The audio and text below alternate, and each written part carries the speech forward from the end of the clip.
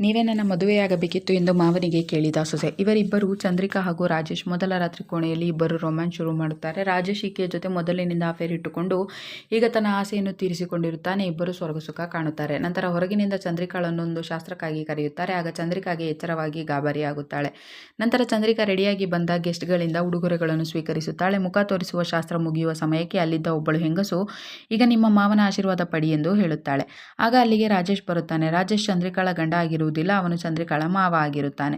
ಆಗ ಅವನು ಚಂದ್ರಿಕಾಳನ್ನು ಬೇರೆ ರೀತಿಯಲ್ಲೇ ನೋಡುತ್ತಾನೆ. ಚಂದ್ರಿಕಾ ಕೂಡ ಮಾವನನ್ನು ಒಂದು ರೀತಿ ನೋಡಿ ಅವನ ಕಾಲನ್ನು ನಮಸ್ಕಾರ ಮಾಡಿಕೊಳ್ಳುತ್ತಾಳೆ. ಆಗ ಅಲ್ಲಿಗೆ ಚಂದ್ರಿಕಾಳ ನಿಜವಾದ ಗಂಡ ಅಂದರೆ ರಾಜೇಶ್ನ ಮಗ ರತನ್ ಬರುತ್ತಾನೆ. ಮದುವೆಯ ಕೆಲಸದಲ್ಲಿ ಎಲ್ಲರೂ ತುಂಬ ಸುಸ್ತಾಗಿ ಇದ್ದುದರಿಂದ ರತನ್ ನಿನ್ನೆ ರಾತ್ರಿ ಬೇರೆ ಕೋಣೆಯಲ್ಲಿ ಮಲಗಿರುತ್ತಾನೆ. ಅಂದು ರಾತ್ರಿ ರತನ್ ಚಂದ್ರಿಕಾಳ ಬೆಡ್ರೂಮಿಗೆ ಬಂದು, ನಿನ್ನೆ ನಮ್ಮ ಕೆಲಸ ಆಗಲಿಲ್ಲ, ಆದರೆ ಇಂದು ರಾತ್ರಿ ನಾವಿಬ್ಬರು ಮೊದಲ ರಾತ್ರಿ ಆಚರಿಸಿಕೊಳ್ಳೋಣ ಎಂದು ಆಕೆಯನ್ನು ಮುದ್ದಾಡಲು ಶುರು ಮಾಡುತ್ತಾನೆ. ಅದೇ ಸಮಯಕ್ಕೆ ರೂಮ್ ಬಾಗಿಲು ಬಡಿದು ಅಲ್ಲಿಗೆ ರಾಜೇಶ್ ಬರುತ್ತಾನೆ.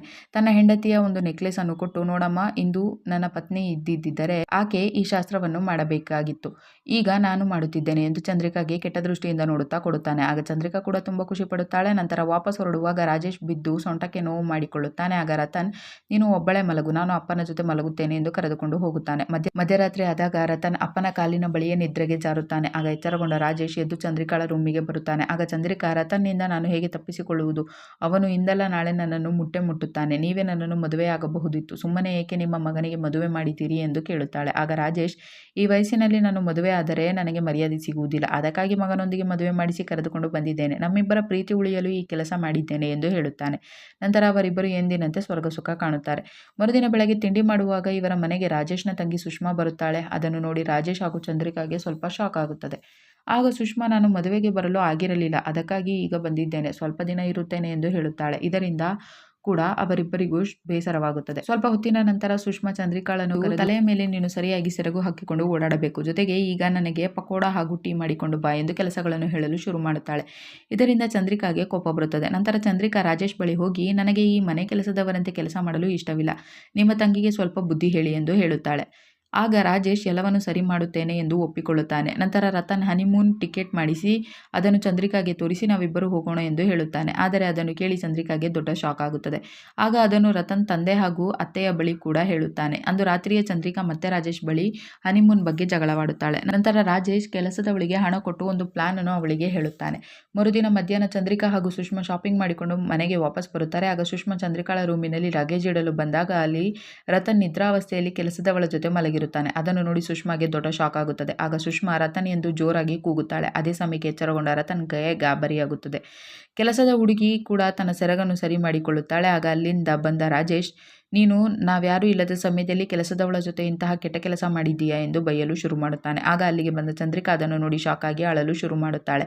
ಆಗ ರತನ್, ಅಪ್ಪ, ಇದು ಹೇಗಾಯಿತು, ಈಕೆ ಯಾವಾಗ ಇಲ್ಲಿಗೆ ಬಂದಳು ಎಂದು ನನಗೆ ಗೊತ್ತಿಲ್ಲ ಎಂದು ಹೇಳುತ್ತಾನೆ. ಆಗ ರಾಜೇಶ್ ಅವನ ಕಪಾಳಕ್ಕೆ ಬಾರಿಸಿ, ನೀನು ನನ್ನ ಮಾನ ಮರ್ಯಾದೆ ತೆಗೆದಿದ್ದೀಯಾ, ನನ್ನ ಸೊಸೆಗೆ ಮೋಸ ಮಾಡಿದ್ದೀಯಾ, ನೀನು ಇನ್ನು ಮೇಲೆ ಈ ಮನೆಯಲ್ಲಿ ಇರಲು ಯೋಗ್ಯನಲ್ಲ ಎಂದು ಬೈಯುತ್ತಾನೆ. ಆಗ ಚಂದ್ರಿಕರು ಯಾವಾಗಲೂ ನನ್ನ ಬಳಿ ಬರುತ್ತಾ ಇರಲಿಲ್ಲ, ಇವಳ ಜೊತೆ ಅಫೇರ್ ಇದ್ದುದರಿಂದಲೇ ಈ ರೀತಿ ಮಾಡುತ್ತಿದ್ದಾರೆ, ನನ್ನಲ್ಲೇನೋ ಕಮ್ಮಿ ಇದೆ ಅಂತ ಅಂದುಕೊಂಡಿದ್ದೆ ಎಂದು ಕಣ್ಣೀರಿನ ನಾಟಕವಾಡುತ್ತಾಳೆ. ಆಗ ರಾಜೇಶ್ ಕೋಪದಲ್ಲೇ ರತನ್ನನ್ನು ಮನೆಯಿಂದ ಹೊರಗೆ ಹಾಕುತ್ತಾನೆ. ಆಗ ರಾಜೇಶ್ ಚಂದ್ರಿಕಾಗೆ ನಮ್ಮ ತೀರ್ಮಾನ ಆಗಿದೆ ಎಂದು ಸಿಗ್ನಲ್ ಕೊಡುತ್ತಾನೆ. ಆಗ ಆಕೆಗೆ ಖುಷಿಯಾಗುತ್ತದೆ. ನಂತರ ರತನ್ ಅತ್ತೆ ಸುಷ್ಮಾಗೆ ಕರೆ ಮಾಡಿ, ಇದರಲ್ಲಿ ನನ್ನದೇನು ತಪ್ಪಿಲ್ಲ, ನನ್ನನ್ನು ಚಂದ್ರಿಕಾ ಬಳಿ ಒಮ್ಮೆ ಮಾತನಾಡಿಸಿ ಎಂದು ಕೇಳುತ್ತಾನೆ. ಆಗ ಸುಷ್ಮಾ, ನಮ್ಮ ಅಣ್ಣನ ಕೋಪ ಕಮ್ಮಿಯಾಗಲಿ, ನಾನು ಎಲ್ಲ ಸರಿ ಮಾಡುತ್ತೇನೆ ಎಂದು ಹೇಳುತ್ತಾನೆ. ನಂತರ ಚಂದ್ರಿಕಾ ಹಾಗೂ ರಾಜೇಶ್ ಇಬ್ಬರು ಮಾತನಾಡುತ್ತಾ ತಾವು ಮಾಡಿದ ಪ್ಲಾನ್ ಅನ್ನು ನೆನೆಸಿಕೊಳ್ಳುತ್ತಾರೆ. ಚಂದ್ರಿಕಾಳೆ ಹಾಲಿನಲ್ಲಿ ಮಾತ್ರೆ ಹಾಕಿರುತ್ತಾಳೆ. ಅದನ್ನು ಕುಡಿದ ರತನ್ ಪ್ರಜ್ಞೆ ತಪ್ಪುತ್ತಾನೆ. ಆಗ ಅವನ ಬೆಡ್ ಮೇಲೆ ಬಂದು ಕೆಲಸದವಳು ಬಂದು ಮಲಗುತ್ತಾಳೆ. ಆಗ ರಾಜೇಶ್ ರತನ್ನ ಶರ್ಟ್ ಅನ್ನು ತೆಗೆದು ಅವನನ್ನು ಕೆಲಸದವಳ ಮೇಲೆ ಕೈ ಹಾಕಿಸಿ ಮಲಗಿಸುತ್ತಾನೆ. ಇದನ್ನೆಲ್ಲ ನೆನೆಸಿಕೊಂಡು ಇವರಿಬ್ಬರು ಇದು ಯಾರಿಗೂ ಗೊತ್ತಾಗುವುದೇ ಇಲ್ಲ ಎಂದು ಹೇಳಿಕೊಂಡು ಇಬ್ಬರು ರೊಮ್ಯಾನ್ಸ್ ಶುರು ಮಾಡುತ್ತಾರೆ. ಆದರೆ ಅಂದು ಯಾರೋ ಮುಸುಕುದಾರಿ ವ್ಯಕ್ತಿ ಸುಷ್ಮಾಳ ರೂಮಿಗೆ ಬರುತ್ತಾನೆ. ಬೆಳಗ್ಗೆ ಚಂದ್ರಿಕಾ ಮಾವನ ರೂಮಿಗೆ ಬಂದಾಗ ಅಲ್ಲಿ ರಾಜೇಶ್ನ ಕೊಲೆಯಾಗಿರುತ್ತದೆ. ಅದನ್ನು ನೋಡಿ ಆಕೆ ಶಾಕ್ ಆಗುತ್ತಾಳೆ. ನಂತರ ಪೊಲೀಸರು ಬಂದು ತನಿಖೆ ಶುರು ಮಾಡುತ್ತಾರೆ. ನಂತರ ಚಂದ್ರಿಕಾ ತನ್ನ ಗಂಡನಿಗೆ ಮಾವ ಹೊಡೆದು ಹೊರಗೆ ಹಾಕಿದ್ದು ಹಾಗೂ ನಡೆದ ಎಲ್ಲ ಘಟನೆಯನ್ನು ವಿವರಿಸಿ ಹೇಳುತ್ತಾಳೆ. ಆಗ ಅಲ್ಲಿಗೆ ಬಂದ ರತನ್ ಕೂಡ ಅಪ್ಪ ಎಂದು ಕಣ್ಣೀರು ಹಾಕುತ್ತಾನೆ.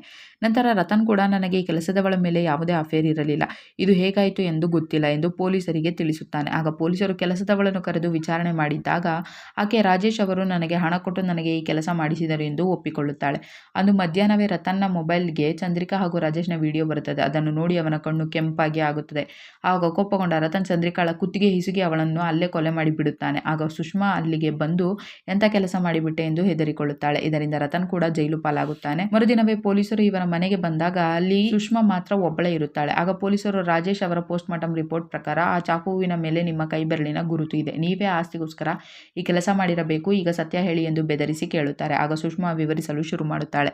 ಚಂದ್ರಿಕಾ ಹಾಗೂ ರಾಜೇಶ್ನ ರೊಮ್ಯಾನ್ಸ್ ವಿಡಿಯೋವನ್ನು ಕೂಡ ಸುಷ್ಮಾಳೆ ಶೂಟ್ ಮಾಡಿರುತ್ತಾಳೆ. ನಂತರ ಅಂದು ರಾತ್ರಿ ಮುಸುಕುದಾರಿಯಾಗಿ ಬಂದಿದ್ದ ರತನ್ಗೆ ಸುಷ್ಮಾ ಸಮಾಧಾನ ಮಾಡಿ ಕಳಿಸಿರುತ್ತಾಳೆ. ಈ ಕೊಲೆ ರತನ್ ಮೇಲೆ ಬರಲಿ ಅಂತ ಅಂದು ರಾತ್ರಿ ರಾಜೇಶ್ನನ್ನು ಚಾಕುವಿನಿಂದ ಕೊಲೆ ಮಾಡಿರುತ್ತಾಳೆ. ಜೊತೆಗೆ ರತನ್ಗೂ ಕೂಡ ಈಕೆಯ ವಿಡಿಯೋ ಕಳಿಸಿ ಇವನು ಚಂದ್ರಿಕಾಳನ್ನು ಕೊಲೆ ಮಾಡುವಂತೆ ಮಾಡಿರುತ್ತಾಳೆ.